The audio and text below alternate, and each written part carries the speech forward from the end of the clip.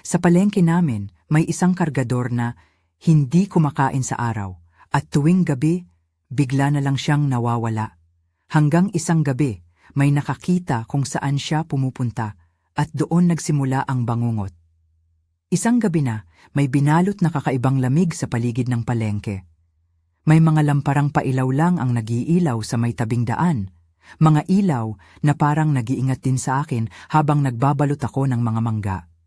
Siya ang huling nakita namin, si Abel, kargador sa palengke, kilala namin na tahimik, matulungin. Umuuwi na siya palang madalas nang hindi namin siya nakitang bumalik. Kinabukasan, may kumakalat na anunsyo sa tahimik naming baryo na wala na raw si Abel kagabi. Hindi namin inakala, hindi namin malaos na mauuwi sa ganito ang isang simpleng pagkawala. Ang palengke ay buhay, ang mga tao ay umiikot. Pero ang pagkawala ni Abel ay parang maliit na bitak sa ating komunidad, lumaki at kumalat, nagbukas ng mga lumang takot na dapat natabunan na. At noong una, iniisip lang namin, baka nadapa, baka nagpunta sa bahay ng pinsan, baka may inip lang na iniinom sa tabing dagat. Ngunit may mga palatandaan na hindi kami makakalimutan. Ako si Ligaya, pero tawagin niyo na lang akong Ingrid. Yan ang pangalan na kilala ng mga bakasyonista sa resort na tumatangkilik sa mangga ko. Ako rin ang tindera sa palengke at hindi madalas kong ipinagsasabi, manunugis. Hindi ako magbubukas ng lihim na iyon sa basta-basta, pero kailangan ko ng magkwento dahil hindi lang ito kwento ng takot. Ito kwento ng pagkakamali, ng sakripisyo at ng kung paano nagbabago ang pagmamahal kapag nakaharap sa isang halimaw. Araw-araw, maaga akong bumabangon. Magsusuklay lang ang anak kong babae ng buhok, lulukso sa kama ng may hagod ng pawis dahil sa init ng amihan, at ako maglalabas ng mga mangga. Si Itay, si Andres, ay may sariling mundong pinakikibahagi lang niya sa amin. Tahimik, mabigat ang isip. Si Nanay Perlina naman, mahilig magbuhat ng kumot at gumawa ng kakanin kapag may bisita. Ang baryo namin ay maliit. May palengke, may munting plaza, at di kalayuan. Ang resort na pinapaunlakan ng mga bakasyonista tuwing summer. Dito unang nakilala ang dayong si Trevor at ang pinsan niya, si Resty. Ipinagmamalaki ko ang mangga ko. Hindi dahil magic ang lasa, kundi dahil sa sipag at pag-aalaga ng pamilya namin. Minsan siya lang ang nagpapalipas ng buong araw ko na parang maliit na kaharian.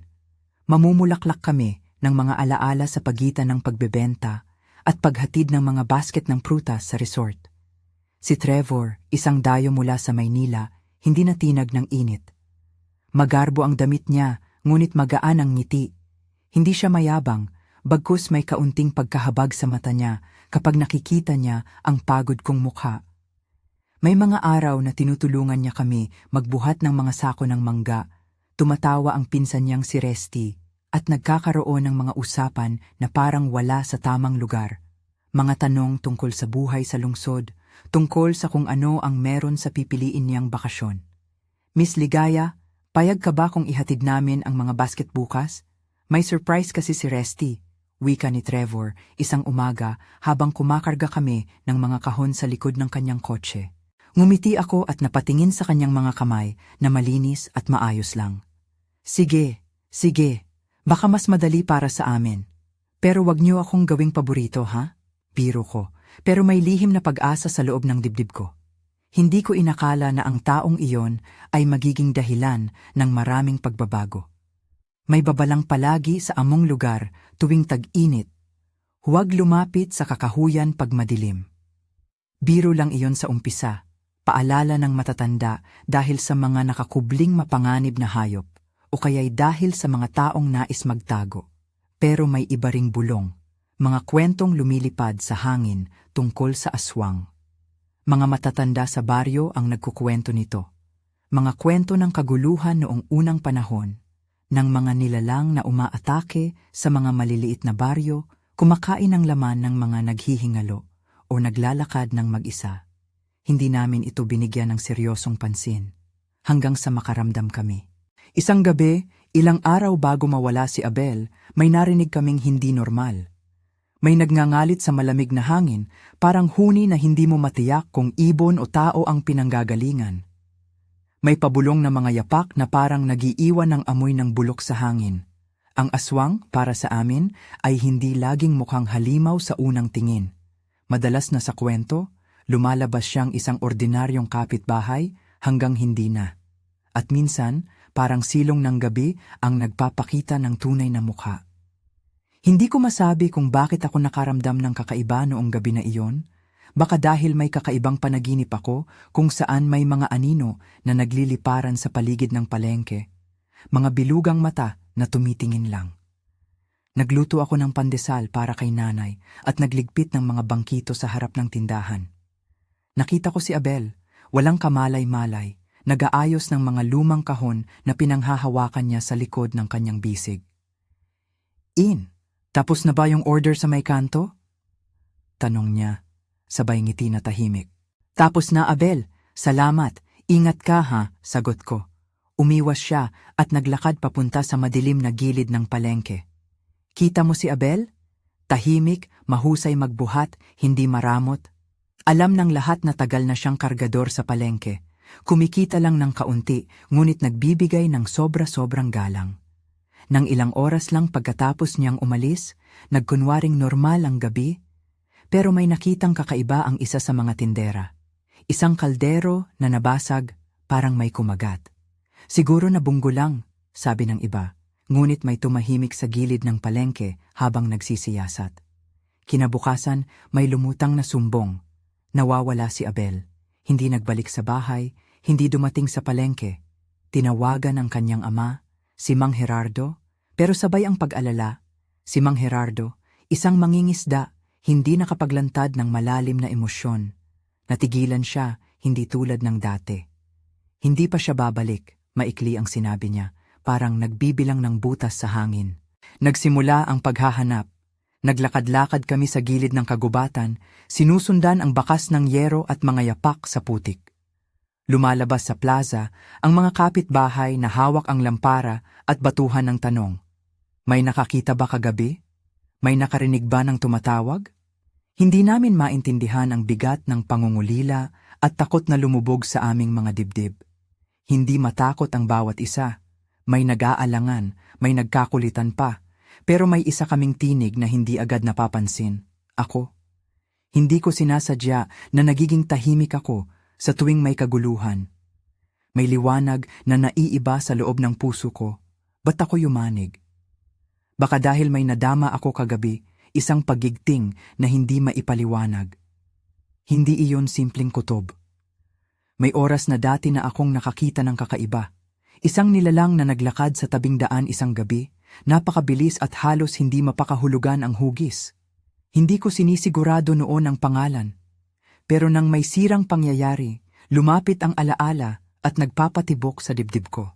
Dito pumapasok ang lihim na hindi ko agad isinisiwalat sa iba.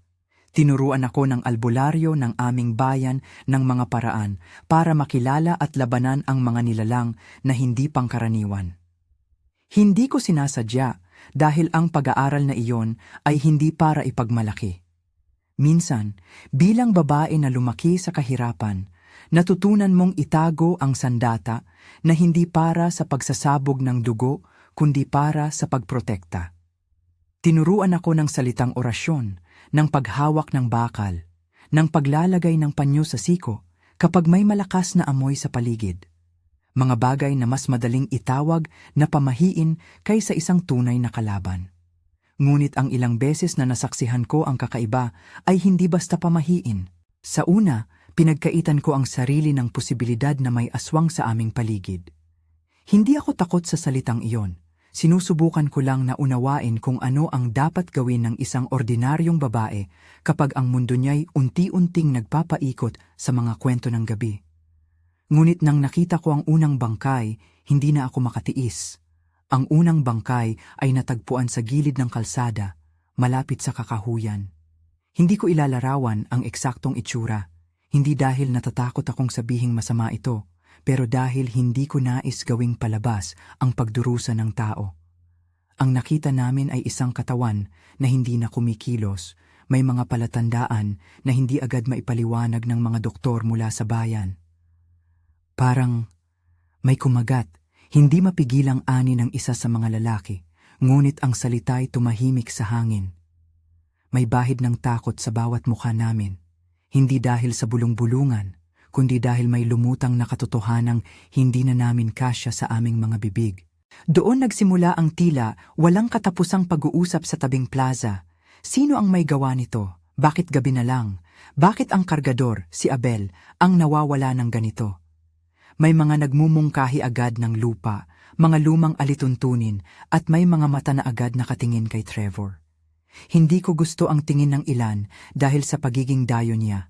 Bihira, iba ang amoy ng kanyang mga damit, at kanyang mga galaw ay hindi tumutugma sa nakagawian ng amin. Sa maliit na baryo, ang pagkakaiba ay madaling gawing dahilan ng duda. Trevor, nasaan ka kagabi? Sigaw ng isa. Si Trevor, bagaman laging maayos, tila napahinto sa salita. Nasa resort kami ni Resty, kasama kami ng pinsan niya hanggang madaling araw. Malinaw ang pagkabigla sa mukha niya. Hindi niya lubos matakpan ang pagod at pag-aalala. Pwede niyo po akong tanungin. Hindi ako papayag na... Hindi ako iresponsable. Wika niya na may kaliit-liitang pag-iyak sa dulo. Nag-umpisa ang mga akusasyon, paraan ng pag-uugali, kakaibang pagdating, hindi kilalang ugnayan kay Abel. Ang komunidad namin ay agad nagkakandado sa pagtakip ng sariling takot sa pamamagitan ng paghahanap ng salarin. Baka yun ang dayo, bulong ng iba, baka yun ang may kinalaman. Mabilis ang galaw ng mga tao sa ganitong sitwasyon. Naghahanap ng dahilan para ang kanilang sariling takot ay magkaroon ng pangalan. Si Trevor, na noon pa man ay nagmamahal na sa lugar na ito sa kakaibang paraan. Wala sa posisyon na ipagtanggol ang sarili ng mahusay. Hindi pa namin alam ang totoo. Tanging ang mga bakas at ang katahimikan ang nagsasalaysay. Ako'y nagkakaroon ng dalawang mundo sa isip. Ang dunya ng bayan at ang mundo ng panloob kong tahimik na paghahasa. Alam kong may mga bagay na hindi dapat ipagsabihan sa mga karaniwang tainga dahil baka maligaw ang desisyon at mas marami pang mapahamak. Ngunit hindi ako makatutuligsa na hindi tumulong. Naisip ko ang mga orasyon na itinuro ng albularyo, hindi bilang paraan para maghasik ng karahasan, kundi bilang pananggalang. Ngunit kapag nabubunyag ang katotohanan, ang mga panlilinlang ay may kanya-kanyang presyo. Sa gabi ng pagkawala ni Abel, naglakad-lakad ako sa gilid ng kalsada, dala ang lampara at ang munting kutsilyong lihim na itinuro sa akin hindi para pumatay, kundi para magsalba. Nang makita ko ang bakas ng pagdurugo, bumilis ang tibok ng puso. May mga bagay na ang mata lang ang makakakita. Mga pila sa damuhan, mabangong buhok na hindi kabilang sa sinuman mula sa baryo, at ang maliliit na bakas ng paa na hindi tugma sa sukat ni Abel. May saglit akong nakita, isang anino na sumilip sa pagitan ng punong kahoy at kumunot ang hangin. At sa loob ng aking isip, may bumulong. Hindi pa huli ang lahat. Hindi ko sinasadyang tumakbo. Hindi ko sinasadyang sundan ang bakas. Lumapit ako sa isang dampa, humawak ng kawayan, at doon. May muntik na kami nagkaharap ng isang bagay na hindi namin inaasahan. Hindi ko ilalabas ang eksaktong paraan ng pakikipaglaban namin sa nilalang na iyon. Hindi rin iyon kailangan. Ang mahalaga ay nawala iyon ng mabilis, parang nagsasabi na hindi pa oras ng aming baryo. Alam kong may mga pilas siya, mga sugat na hindi mo malilibak sa salita. Nag-iwan siya ng amoy ng bulok na tumalab sa aking alaala ng mahabang panahon. Nagkagulo ang bangungot sa mata ko at napahiga ako sa tabing kalsada, at doon ko naramdaman ang init ng dugo na may halong asul ng buwan. Hindi ako takot, hindi sa emosyon na yon, kundi natatakot dahil alam ko na ang pag-atake ay nagsimula at kami ang susunod. Noong araw na yon, habang sinisiyasat ang unang bangkay, idemanda si Trevor ng iilang residente. May nagkunwaring nakita siya na malapit sa pinangyarihan, mga nagkakaisang testimonya na may hindi pagkakatugma. Ang ilan ay nag-ambag ng pagkukwento ng nakikita, Mga mata raw na nagliliwanag sa dilim, isang aninong nagmamasid mula sa sanga. Ang paningin ng tao ay madalas pumupuna ng kakaiba kapag may takot. Ang memorya ay marupok pag-ibig ang pasa. Si Trevor ay nagtatangkang ipagtanggol ang sarili habang ang mga tanong ay lumalaki at ang ingay ng komunidad ay nagiging hukbo na nagpapaikot sa kanya. Di ko maiwasang makita ang pighati sa mga mata ng kanyang pinsan na si Resty. Hindi niya ginawa yan, sabi nito habang naglalakad palayo. Alam ko siya. Subalit hindi sapat ang isang tao lamang para kumawala sa bigat ng mga hinala. May mga tinig na naghahanap ng kasagutan na mabilis, gaanong pagwawasto sa takot. Dapat managot, sigaw ng iba. Hindi pwedeng may dayo pa dito na magulo sa amin. Ang damdamin ng ilan ay parang apoy, mabilis sumiklab, madaling-madali. Sa gitna ng gulo, may lumitaw na isa pang bangkay. Ito naman ay si Mang Gerardo. Hindi ko maipaliwanag kung paano namatay ang isang ama habang hinahanap ang anak, ngunit naroon ang kanyang katawan at saglit ay nag-iba ang takbo ng hangin. Ang pagkakatuklas na ang parehong pamilya ay naapektuhan, na ang ama at anak ay parehong parte ng kwento, ay nagdala ng kakaibang bigat. May pagkahabag, may galit, may samut-saring damdamin na hindi madaling paghiwalayin. Ang mga huwad na sagot at ang kasalukuyang pag-ikot ng interogasyon ay nagbunsod ng isang katanungan na hindi ko alam kung handa akong sagutin. Sino ba talaga ang nasa likod ng mga nangyari? Huwag ninyo akong maunawaan ng mali. Mahirap talagang akusahan ang isang dayo ng walang malinaw na ebidensya. Ngunit may modalidad ang komunidad namin. Kapag may kahina-hinalang pagkakaiba, madalas doon nakakabit ang takot at galit. Nagising ako sumapit ang hating gabi at may mga tao nang nagtipon sa plaza. Mga ilaw na dahan-dahang nagliliwanag, mga mata na naglalakad sa dilim, at ang hangin na parang nag-uumapaw sa mga bulong. Pumunta siya sa kabila ng kagubatan, hindi matitinag na sabi ng isa. May nakita siyang isang anino. Hindi ako nakapagsalita noon. Naramdaman ko isang pag-urong, parang may dalawang landas. Isa ay ang sundan ang takot at magturo ng sino mang dayo bilang salarin.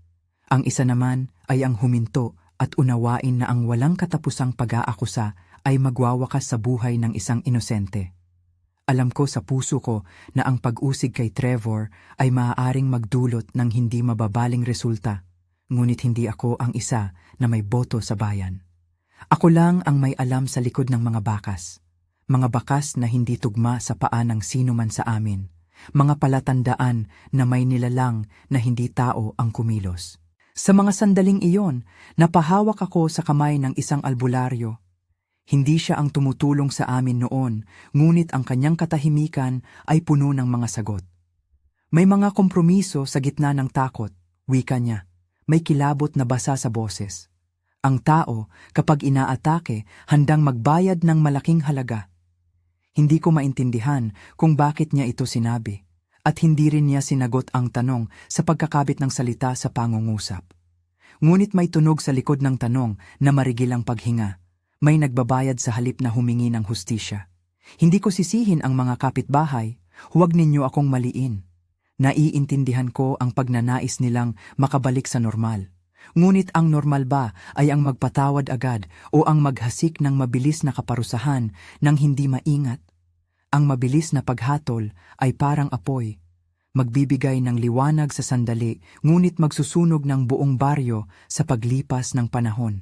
Tumatagal ang gabi at lumalala ang kugon sa tapat ng plaza. Nagkakayon ang mga usapan. May ilan na gustong dalhin si Trevor sa munisipyo, may iba naman na gustong protektahan siya. May mga sigaw, may mga iyak, may mga nagdarasal. Habang malapit, nakikita ko ang kaluluwa ng aking bayan na naglalarawan. Mga mukha na dati ay nagkakasundo sa isang ordinaryong umaga, ngayoy nagtatapat sa dilim ng rabis na takot. Tumayo ako sa gilid. Alam kong may kailangang gawin, ngunit hindi ko alam kung lalantarin ko ang kargada ng paghihiganti o ikukubli lamang ang sikretong alam ko. Si Trevor, na pailalim sa tingin ng marami, ay naninindigan pa ring may dignidad. Hindi siya nagmura, hindi siya nagalit. ngunit makikita mo sa mata niya ang pagod at takot. At doon, sa kaliwa ng kanyang mukha, may isang bakas ng pagkahabag na tumatagos sa akin. Natapos yung gabing iyon sa pag-uwi ng ilan na walang kasiguruhan, at ang ilan ay nagpatuloy sa pagpira-pirasong sama ng loob. Ako, hindi ko kailanman inisip na ang munting buhay ko, ang mga mangga at ang mga buntong hiningang nagmumula sa puso ng baryo ay mauuwi sa ganitong salungguhitan ng galit at takot.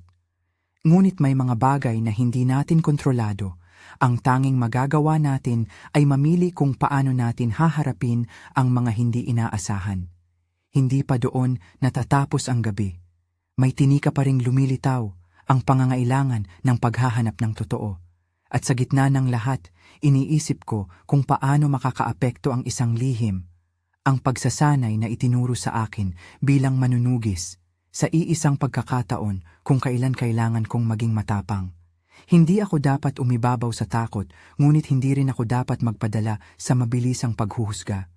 May oras para sa lahat, ngunit ang oras na iyon ay lumalapit na.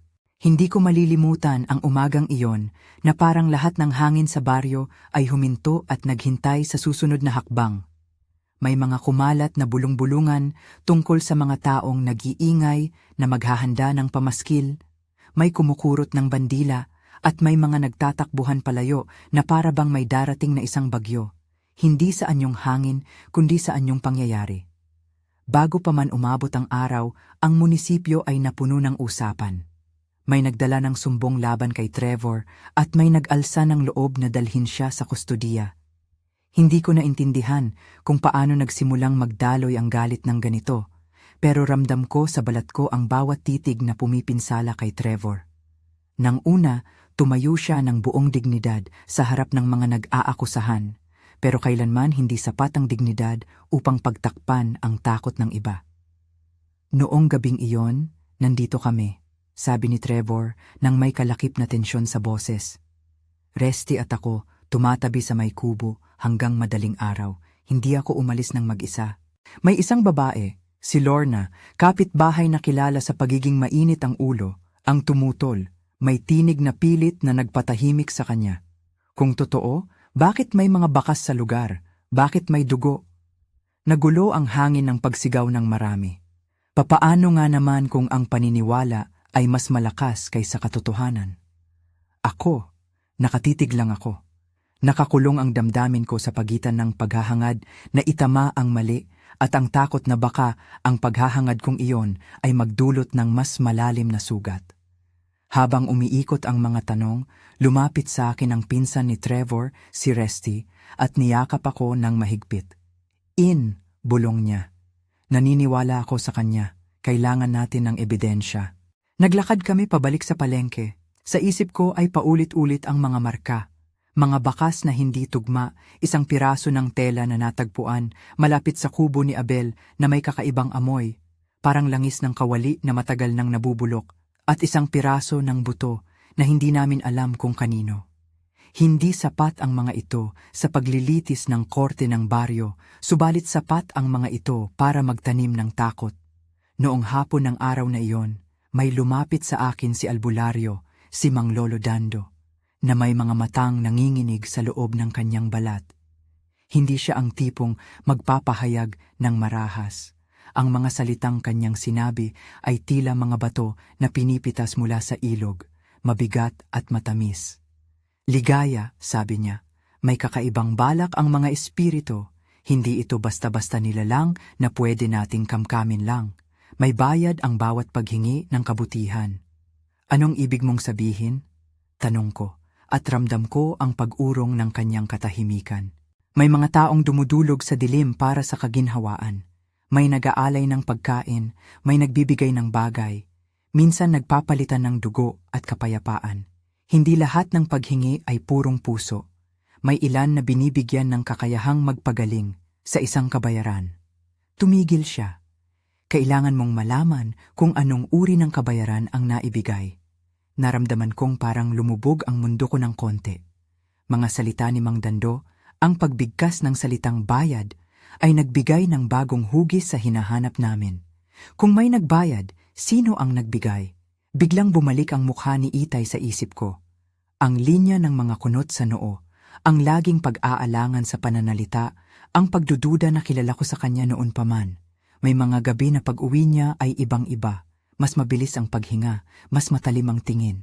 May mga araw na may dalang sako ang kanyang mga kamay na hindi namin alam kung saan nanggaling. Lumipas ang ilang araw na tila walang tigil ang pag-uusap. Habang ang mga mata ng baryo ay nakatuon kay Trevor, gumalaw ako sa sariling paraan. Hindi ko naintindihan kung saan nagsimula ang lakas na yon. Baka dahil sa takot, baka dahil sa galit, o baka dahil sa pag-ibig na hindi pa lubos na naipapahayag kay Trevor. Pinuntahan ko ang kakahuyan. Hindi ako umalis ng mag-isa. Dinala ko ang munting panyo na itinuro sa akin ni Mang Dando, at ang maliit na balbas na weke-weke lamang ang ginagamit namin noon. Habang naglalakad ako sa gilid ng kakahuyan, napakaraming alaala ang sumalamin. Ang unang beses na itinuro sa akin ng albularyo kung paano magbasa ng bakas sa lupa. Ang mga gabi na pinaaalala ng nanay ko ang mga lumang kwento ng panganib. Ang mga hapong nagaani kami ng mangga na may ngiting pagod. Bawat hakbang ay may kasamang pag-inog ng mga tanong. Sino ang nais magbayad? Ano ang handog? At higit sa lahat, bakit si Itay? Parang may isang signal sa loob ng akin na nagsabi, hanapin ang pinagmulan. At ganun rin ang ginawa ko. Sinundan ko ang mga bakas. Hindi na para hatulan agad, kundi para hanapin ang solusyon. Sa isang maliit na bangin, natagpuan ko ang isang lugar kung saan may naputol na damo at may mga bato na inayos-ayos. Sa ilalim ng mga bato, may isang pitak, maliit, ngunit may amoy ng mantika na parang bagong lutong karne. Nakita ko rin ang ilang bagay na pwedeng tawaging alabok. Sinayaw ng hangin, ngunit hindi naglaho. Hindi ko inakala na sa likod ng mga bato ay may lihim na tanim. Ilang poste na may mga labi ng kung anong bagay, parang maliliit na buto at balat na gumapang sa pag-asa ng nakaraan. Hindi ito ang larawan ng isang ordinaryong handog. May halong personalidad ang mga bagay na iyon, mga bagay na hindi ko maintindihan at hindi ko rin nais ilarawan ng detalyado dahil hindi ko pinapaboran ang pagpapakita ng pagdurusa ng anumang katauhan. Ngunit may isang bagay na malinaw, mayroong palitan, mayroong kasunduan. Nang muling umuwi ako sa bahay, hinarap ko si Itay. Hindi ako umaasang may katotohanan siya sa una, pero ang mga titig niya ay hindi mapaglilihim. Nakita ko ang pag-urong sa kanyang mga mata, ang pag-ipit ng mga labi. Itay, bulong ko. Ano ang nangyayari? Hindi na ako makatiis. Nagtagal bago siya sumagot. Ang bawat sagot niya ay parang bato. Mabigat, nanginginig. Ingrid, saad niya. Bata pa ako nang malaman ko ang mga bagay na ito. May iba-ibang paraan para gumaling. May mga pagkakataon na may tumutulong sa atin, hindi dahil sila'y mabuti, kundi dahil may hinihingi sila kapalit. Nang masira itong bayan sa ilang taon noon, may dumating na maaaring magpagaling ng may sakit. Ngunit may palit na ibinibigay. Tumigil siya at humigpit sa lalamunan. Siya ang nagbigay sa akin ng pag-asa na maiyahon ka sa sakit noong bata ka pa lang. Hindi ko naisip na ganito ang magiging kahihinatnan. Hindi ko matiis. Anong sinabi mo? Anong ibinigay niya? Sino siya? Nanginginig ang tawa ko sa galit at takot. Itay, bulong niya, hindi siya lang. Siya ay isang nilalang. Pinagpalit niya ang biyaya para sa isang bagay, isang kasunduan. Inalok niya akong iligtas ka, pero may hinihingi siyang, hindi ko kasundo. Ang nilalang na iyon, kasi hindi ako marunong sa salitang iyon noon. Ang aswang. Ang mundo ko ay muntik na gumuho sa mga salita niya. Hindi ko alam kung ano pa ang masakit. Ang katotohanang ang aswang ay hindi lamang alamat, o ang katotohanang ang ama kong inisip kong tagapagligtas ay nakipagsabwatan. Saan siya? Tanong ko, ngunit alam ko agad na walang simpleng sagot. Itay, inamin niya, patuloy niya, na may palit, may inihain kami. Isa kang bata noon, may lagnat na hindi namin maitaboy. Tumanggi kami sa mga doktor na nagmumura. Humihingi kami ng tulong sa lugar na di namin lubusang nalalaman. Hindi ko inakala na maghuhulog ako sa ganitong kasalanan. Akala ko ako'y lumiligtas. Ang kanyang mga mata ay napuno ng luha. Una kong nakita sa kanya ang ganoong uri ng pagkasira. Sinabi niya sa akin ang mga detalye na nagdulot ng matinding panginginig. Hindi ko kayang ulit-ulitin lahat ng sinabi niya. At hindi ko rin hihingin na maging malinaw ang bawat bahagi dahil may ilan na indefinido sa alaala niya at sa amin. Ngunit ang laman ng kanyang sinasabi ay malinaw sa punto. May kasunduan, may kapalit, at si Abel ay napaloob sa isang siklo na hindi natin lubos na naunawaan. Sinabi niya rin na si Mang Gerardo ay alam, hindi dahil siya ay nagnakaw o nagmula sa masasamang intensyon, kundi dahil siya mismo ay nasindak at napilitang magbigay. Hindi iyon madaling marinig. Ang puso ko ay sumirit sa pagkalito. Paano kami nakipagsabuatan sa isang nilalang para sa buhay ng anak? Paano naging dahilan ang aming desisyon na mawalan ng ibang buhay? Ang pasakit ng tanong na iyon ay eksaktong nasa mukha ko. Ibig mo bang sabihin? Nagsimulang itanong ko, ngunit pinigilan ako ng luha. Ibig mo bang sabihin na may kinalaman si Itay sa pagkawala ni Abel? Itay, hindi ako ang humawak ng lahat, mahinang sabi niya. Ngunit may pagkakataon na nagbigay ako ng pagkaing hinihingi. Indefinido ang eksaktong araw at dami, ngunit alam ko sa puso ko na may kailangang ilabas para sa kanya. Doon, parang nagkaroon ako ng maliwanag na larawan. Isang lalaki na nawawala sa gabi, isang ama na naghahanap ng lunas para sa anak, isang komunidad na naghahanap ng sagot na mabilis. Ang lahat ay nagtutulak ng isang malupit na kombensyon. May bendedisyon na pagpapagaling na may presyo.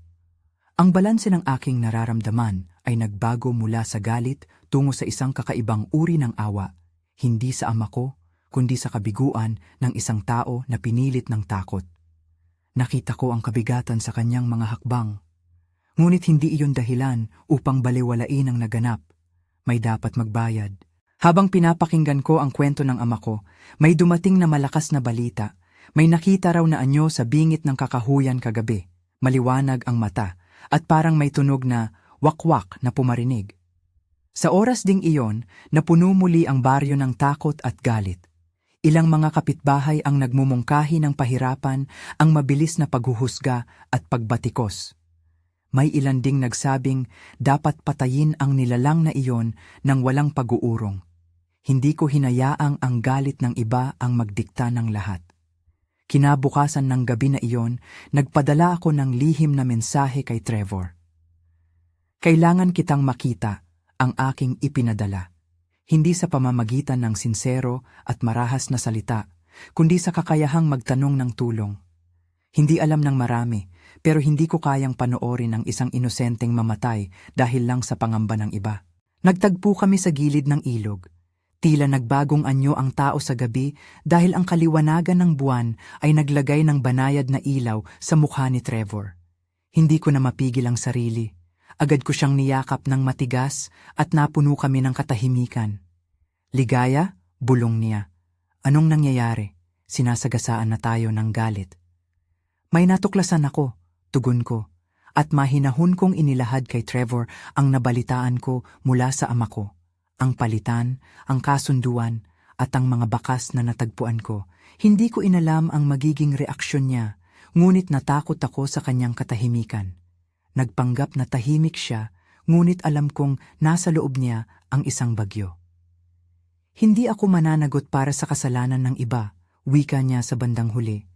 Pero hindi ako papayag na sisihin ako ng bayan nang walang ebidensya. Makikipagtulungan ako, sabihin mo kung ano ang dapat gawin. At doon kami nagplano, hindi para magtungo agad sa kangkungan ng paghihiganti, kundi para ilantad ang katotohanan. Kailangan namin ng patunay na hindi si Trevor ang may gawa at kailangan namin ng paraan upang ilantad ang mga palit na naganap. Ang unang hakbang namin ay pag-usigin ang labi ng handog. Nagbalik kami sa lugar kung saan nakita ko ang mga bato. Inayos ni Trevor ang mga bato ng maingat At doon namin natagpuan ang maliit na lalagyan na naglalaman ng mga bakas. Hindi mga katibayan na maghahatol sa hukuman ng bayan, ngunit sapat para sa amin. May piraso ng telang hindi nakilala. May ilang berdeng dahon na hindi pangkaraniwan. At may isang maliit na replika ng anting-anting na gawa sa buto.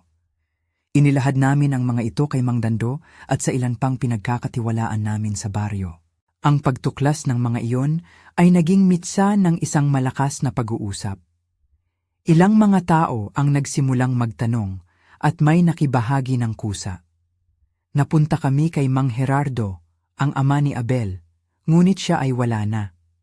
Sa halip, dumating siya sa amin, nanginginig at may hawak na isang liham na natagpuan malapit sa bangkay ng anak. Hindi ko alam kung ang liham ay nagpapahayag ng pag-amin o nagtatakip ng mga detalye, indefinido ang mga eksaktong nilalaman. Ngunit ang kakaiba ay ang pagkakasulat nito, may mga pangalan na tila mga sulyap lamang. Nang basahin namin ang ilang pangungusap, parang unti-unti ang pag-unawa sa gobyerno ng kilos ng mundo. May nagbigay, may tumanggap, at may nag-iba sa pagitan ng dalawa. Ngunit ang pinakamalakas na sandali ay dumating nang harapin namin si Itay. Tinipon namin ang ilang kababayan, hindi upang humusga, kundi upang marinig ang paliwanag. Nakatingin siya sa lupa at ang tinig niya ay parang nalalason ng pagsisisi. Hindi ko sinasadya, sabi niya. Ginawa ko ito para sa inyo. Ginawa ko ito para sa iyo, Ligaya. Nanghihinayang ako. Napilitan ako. May ilan na nagalit, may ilan na nagluksa, at may ilan na nabalam. Ang kanilang mga titig ay ibang-iba. Galit, pagkabigla, at pagkalito. May tumawag na dapat siyang parusahan. May iba naman na nagsabing hindi dapat ilagay ang lahat ng kasalanan sa isang tao na pinilit ng kalagayan. May mga luha sa mga mata ng nanay, may mga sigaw, at may katahimikan. Sa gitna ng trahedya, may isang bagay na hindi nagbago. Ang aswang ay patuloy na umaatake. Hindi tumitigil ang mga anino. Nang dumating ang gabi na iyon, lumabas ang nilalang muli. Hindi na lamang sa gilid ng palengke, kundi sa mismong tapat ng aming bakuran. Napuno ng takot ang bawat bahay. Ito na ang huling puwersa na nag-udyok sa amin na kumilos ng hindi muna magdalawang isip. Pinangunahan kami ni Mang Dando sa paghahanda, hindi para magturo kung paano mamatay ang isang nilalang, kundi para maghanda ng kalasag ng loob at paninindigan. Hindi natin hahayaang tayo'y dudugo dahil sa ating takot, wika niya. Ngunit dapat nating alamin, hindi lahat ng kaaway ay dapat patayin sa galit. May paraan para ilantad. Nagkaisa kami ng ilang malalapit na kapitbahay at sina Trevor at Resty. Ako, bilang manunugis, ay lumabas ng may dalang pananalig at pangangalaga. Sa puso ko ay alam kong hindi madali ang tatahakin. Hindi ako nagtataka kung bakit ang iba ay natataranta. Ngunit nasa amin na ang pasya. Tinapunan namin ang lugar kung saan madalas lumitaw ang nilalang. Habang papalapit ang gabi, nakita namin ang mga mata na kumikislap sa malayo, mga mata na parang nagbabantay. Tila automatikong binasa ko ang orasyon na itinuro sa akin ni Mang Dando, hindi upang magparaya ng tawag sa dugo, hindi upang magsabi ng ito ang eksaktong pagkamatay, kundi upang magbigkis ng loob. Lumipad ang gabi, may mga sigaw, may mga husay, may mga talagang lihim na lumabas. Ang aswang sa unang pagkakita sa amin ay hindi pumayag na tahimik lang na manghuthot ng buhay. Nagpataas siya ng tinig, isang tunog na parang wak-wak, ngunit may sangkap na mas mabigat, mas malalim. Nagliliparan ang mga ibon at may mga halamang nabuwal sa takot. Naramdaman ko ang malamig na paghinga nito sa aking noo, parang malapit, parang mawawala. Hindi ko na muling igaguhit ang bawat galaw, ngunit sasabihin ko ito ng malinaw. May pinakamataas na tensyon, may bangis at may pag-ibig na nagtulak sa akin. Hinawakan ko ang maliit na palakol na hindi ko gustong ipakita sa ibang tao noon. Hindi ito para sa karahasan, kundi para sa pagputol ng ulo ng kahuyaang idinudulot ng takot. Sa pagitan ng dalawang iglap, naramdaman ko ang isang bagsik na hindi ko akalaing kayang tumagos sa dibdib ko. Naglapat ako ng isang suntok na hindi ko inaasahan sa sarili ko, at sa pamamagitan ng pag-iwas sa detalyadong paglalarawan, masasabi ko na ang nilalang ay napahinto. Sa sandaling iyon, naramdaman ko ang pagbabago, hindi lamang sa katauhan ng aswang, kundi sa tanawin. Ang mga tao ay nagsimulang mag-iba ng hakbang. May sumigaw na nagbantay, may tumulong kay Trevor. Naramdaman ko ang presensya ni Trevor sa aking likuran.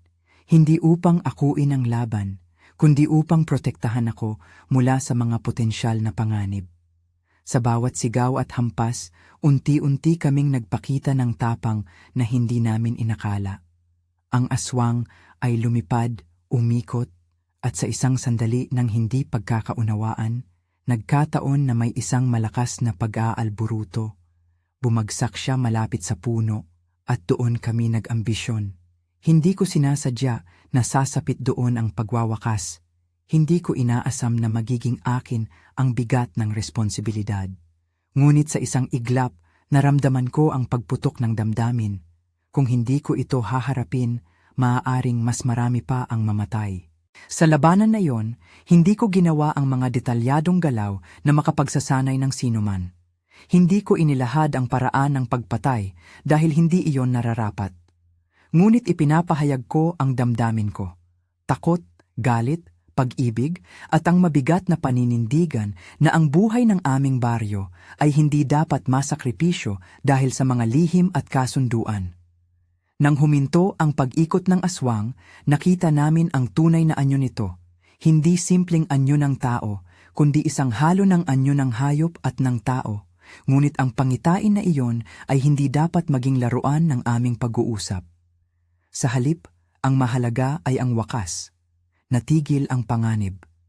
Pagkatapos ng sagupaan, may mga natamo kaming sugat, ngunit ang pinakamabigat ay hindi ang pinsala sa katawan, kundi ang bigat sa puso. Naglakad kami pauwi na ang mga mata ay puno ng luha at putik. Ang aswang ay wala na sa paligid. Ang boses ng gabi ay hindi na ganoon. Ngunit ang tanong na bumabalik ay, sino ang nagdala nito? Hindi naging mahaba ang pag-iimbestiga. Sa loob ng ilang araw, may lumilitaw na ebidensya na nagtuturo sa katotohanan. May linya ng mga ugnayan na hindi dapat nilalaktawan, mga bayad, mga lihim na pag-uusap, at mga pangako. Ngunit ang pinakamatinding pahayag ay nagmula kay Itay mismo. Isang gabi, dinala ng ama ko ang buong loob niya sa harap ng aming pamilya at ng mga piling tao ng baryo. Hindi ko matukoy kung ano ang mas mahirap, ang lalim ng kanyang pagsisisi o ang bigat ng kanyang pag-amin. Ako ang nagdala ng aswang sa atin, kanyang sinabi nang walang pagtatago. Hindi upang masaktan ang aking bayan. Ginawa ko ito dahil sa takot na nawala si Ligaya noon kapag may lagnat siya. Nangako siya ng lunas kapalit ng isang bagay na hindi ko noon naisip kung ano ang magiging halaga. May halakhak sa hangin, ngunit hindi iyon ang uri ng halakhak na masaya. Ito ang uri na puno ng pagkasiphok at pagsisisi. Sa panahong iyon, patuloy niya, ipinagsisiwalat ko ang sarili ko sa isa pang paraan. Nag-alay ako ng laman at ng kaunting pag-asa.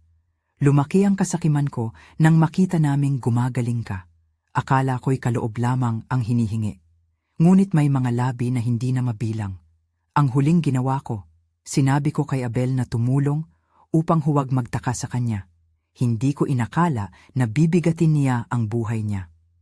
Tahimik ang lahat. Ang mga salita ng Itay ay parang mga maliliit na tagiliran ng apoy na nagtatanglaw sa amin ng kaibuturan. Wala sa amin ang handang tumindig. Ang emosyon sa paligid ay nag-iba mula sa pagkalito tungo sa malalim na hinagpis. May mga pumayag na patawarin. May ilan ding nagtanong kung sapat kaya ang kapatawaran. Ngunit hindi natigil doon ang katarungan ng bayan. May mga nanawagan ng pag-aresto kay Itay dahil sa pagkondena sa buhay ni Abel at ni Mang Gerardo. Ang hukuman ng baryo, mga kamay ng matatanda at mga nag-iingat ay nagpasimula ng isang pagdinig. Hindi ko sinubukan ang pagtakbo. Nakatayo ako sa tabi ng Itay at ang pagtingin niya sa akin ay puno ng pighati. Ligaya, bulong niya, Huwag mo akong hatulan agad. Ginawa ko ito sa takot. Ginawa ko ito dahil sa pag-ibig. Hindi ko sinasadya ang pagkatapos. Ang dulo ng kanyang kwento ay may kasama ring kabayaran. Sa ilang araw, di ko na napigil ang pagluha nang malaman kong may pasiya ang aming bayan. May batas na pinatutupad at may parusang ibinibigay para sa mga gawaing nagbunga ng kasamaan. Hindi ako ang maghuhukom sa detalye ng parusang iyon, ngunit alam ko na ang kaparusahan ay dumating, hindi lamang mula sa taong may hawak ng batong ito, kundi mula sa mismong buhay. Itay ko, nagbabayad. Hindi ko magsasawang ilabas ang damdamin ng pagkamuhi at awa sabay-sabay. Isang gabi, habang siya'y nag-iisa sa aming bakuran, napawalang boses ang kanyang paghinga at unti-unting lumubog ang mundo niya. Ang kanyang kamatayan ay hindi malabo. Ito ay maliwanag na punong-puno ng pagsisisi. Bago siya tuluyang tumigil, muntik siyang mahawakan ang aking kamay at inusisa ko ang kanyang huling salita. Ligaya, patawad. At iyon ang huling tinig niya. Wala akong ibang tanging tanggap kundi ang pag-iyak. Ang paghihirap at pagkamatay ni Itay ay nag-iwan ng mahabang bakas. Ang bayan ay nanatiling naguluhan. May mga umiyak, may mga nagalit, at may mga humiling ng kapayapaan. Ngunit sa likod ng lahat, may isang bagay na unti-unting lumitaw. Ang aking sarili ay unti-unting gumagaling. Sa loob ng mga buwan na sumunod, nag-umpisa akong maghilom, hindi lamang pisikal kundi emosyonal. Pagkatapos ng mga trahedya, nagbago ang aming ugnayan ni Trevor. Sa simula, tila nagkalat ang sandali ng pagkakakilanlan na puno ng pag-aalangan. Ngunit sa pagdaan ng panahon, habang kami nagtibay sa pagtulong sa mga naapektuhan ng pangyayari, nagbibigay ng pagkain, tumutulong sa mga nagwawasak ng trauma, ang pag-ibig ay unti-unting sumibol. Hindi ito isang kwento ng instant na ligaya. Puno ito ng pag-aareglo, ng pag-uusap at ng mga gabi ng pagdarasal, hindi pagbibigay ng paniniwala sa mga milagro kundi paghiling ng lakas. Si Trevor ay naging kasama ko sa pagbuo ng isang bagong buhay, hindi upang palitan ang nakaraang sugat, kundi upang tulungan akong maghilom. May panahon din na bumalik ang mga turista sa aming resort. Hindi madaling buksan muli ang tindahan. Ang mga alaala ay nananatili sa mga kahon ng mangga, sa amoy ng kahoy, sa pag-ikot ng mukha ng mga kapitbahay. Ngunit unti-unti, may taong pumapasok at nagbibigla sa amin. Nagpatuloy ang aming negosyo, hindi dahil sa paglimot sa nangyari, kundi dahil sa pagpili na magpatuloy sa buhay. Ang komunidad ay nagsimulang maghukay ng mga bagong panuntunan. Hindi na kami basta-basta nagpasya. May mga bagong patakaran sa pagresolba ng alitan. May mga panawagan na humingi ng payo sa mas maraming tao. Hindi naghuhusga agad, hindi nagtutulak agad ng paghatol. Nangyari rin na may ilan na umalis sa baryo dahil hindi nila kaya ang tanong na bumabalik-balik, pero may ilan ding nanatili at nagsumikap magbago. Minsan, naaalala ko ang mukha ni Abel, hindi bilang biktima lamang, kundi bilang tao na may pangarap. Si Mang Gerardo, na siya ring nag-alala sa pag-ibig para sa anak, ang pagkawala nila ay laging sari. Hindi namin sila maibabalik, ngunit ipinatawag namin ang kanilang alaala habang naglalakad kami sa palengke. Sa pag-aayos ng mga upuan, sa pagtuturo ng bata kung paano magtaas ng basket, sa pagbabahagi ng kwento na hindi lamang tungkol sa takot, kundi tungkol sa pag-unawa at pag-iingat. Nang gabing humupa na ang tensyon, napagpasyahan naming maglagay ng simbolo sa puno sa gitna ng plaza, hindi bilang pag-aalay sa aswang, kundi bilang paalala na ang takot ay may kasamang responsibilidad. May maliit na plaka na nagbabasa ng isang payo, huwag hayaang manatili ang takot, huwag ding hayaan ang galit na magpasya, hanapin ang katotohanan. Simple ang salita, ngunit may bigat. Sa pagtatapos ng lahat, may isang tinig na hindi nawawala, ang akin. Ako, si Ligaya, ay hindi na lamang ang tindera o manunugis na nagtatago ng sandata sa loob ng dibdib. Ako ay naging bahagi ng isang mas malawak na kwento. Kwento ng pagiging tao, ng mga maling desisyon, at ng pagtanggap ng kabayaran. Natutunan kong ang pag-ibig ng magulang ay maaaring humantong sa kabutihang intensyon, ngunit hindi lahat ng paraan ay tama. Natutunan kong ang kapatawaran ay mabigat, hindi dahil pinapayagan nito ang kasalanan, kundi dahil ito ang nagbibigay ng daan para sa pagbabago. Si Trevor, timidong dayo, at ngayoy kasama sa aking mga bisig, ay hindi perpekto. Ngunit sa bawat gabi na kami naglalakad sa tabing dagat, sa bawat tinda ng mangga na sabay naming inaayos, nararamdaman ko ang isang ubod ng katahimikan. Hindi namin tinakpan ang mga sugat, ngunit tinanggap namin ang mga ito bilang bahagi ng aming paglalakbay. Sa dulo ng kwento, hindi ko iniaalok ang isang malinaw na aral na magagamit ng lahat. Hindi ako magpapanggap na alam ko ang lahat ng sagot. Ngunit hahayaan kong iwan ang isang tanong sa inyo. Kung kayo ang nasa posisyon ng isang ama na handang magbigay ng alinman sa paraan upang mailigtas ang anak, hanggang saan ang pag-ibig ang maghahari? Ano ang gagawin ninyo kapag ang tunay na kaligtasan ay may kasamang kasalanan? Kung naniniwala kayo na may natutunan sa kwento namin, kung kayo man ay naniniwala sa aswang o hindi, nais kong hilingin na magbahagi kayo ng inyong saloobin. Kung may isang bagay na maaari ninyong gawin ngayon, iyon ay ipaalam sa amin. Mag-subscribe sa channel na ito at iwan ang komento ninyo sa ibaba. Mahalaga ang inyong boses, hindi lamang para sa amin, kundi para sa ibang baryo na maaaring dumaan sa kaparehong karanasan. Maraming salamat sa pakikinig sa aking kwento. Hindi ito perpekto, puno ito ng mga sugat at ng mga paghilom. Ngunit ito ang buhay namin, hindi lamang ng isa, kundi ng buong baryo. At sa bawat gabi na sumapit, lagi kong pinapaalala sa sarili ko. Mag-ingat, magpatawad, at higit sa lahat, magmahal ng may pananagutan.